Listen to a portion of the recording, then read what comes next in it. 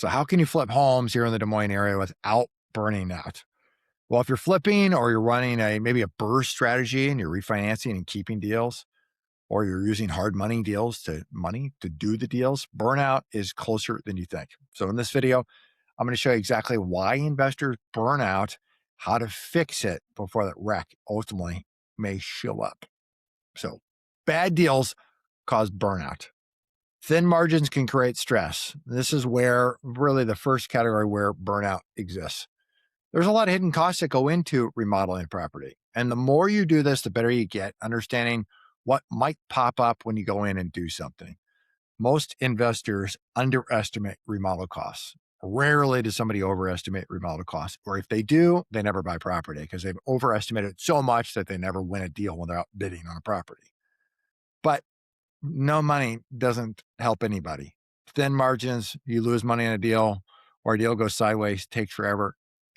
That's where burnout exists. A lot of us can convince ourselves that we can keep muscling on.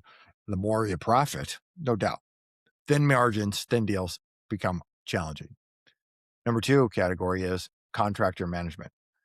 Contractor management, specifically overload contractor management. That means when you got bad contractors and you got to go babysit. This rubs people wrong real quick, and that's where I see a lot of burnout. Certainly, delegation can protect those profits, and you got to have the right people in place.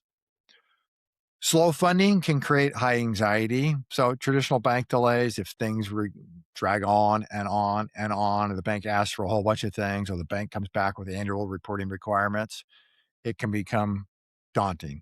So there's a lot of burnout that can exist there. Hard money, I know, shameless plug, can move much faster and a lot less stressful.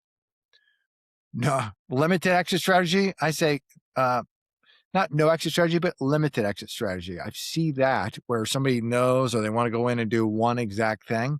But what happens if the market changes? If you're flipping a property and it takes 3, 4, 5, 6 months, first you're into maybe 2 different weather seasons by the time you get that property back on market.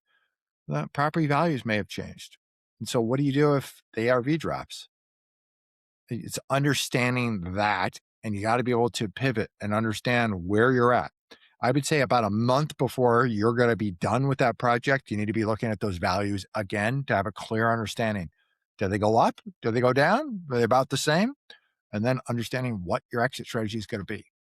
Lastly, weak systems kill energy. You must have scope of work clarity. Scope of work going in, and the very best investors do a postmortem on them. Once they're done, they sell the property, they know exactly where things are, they have all the final bills, every dollar is accounted for. They go back and review what went right, what went wrong, what did we learn, what's going to be applied to the next deal and the next one and the next one. Because the faster you do that, you're going to shorten your learning curve. You can profit faster. So burnout, it's not about working hard. It's really about poor systems. Fix your underwriting, fix your delegation, fix your funding, and ultimately you're going to end up with more profit faster, and you can avoid burnout. When you're ready for your next deal, drop the link below in the show notes, in the notes below, so you can get instantly pre-approved.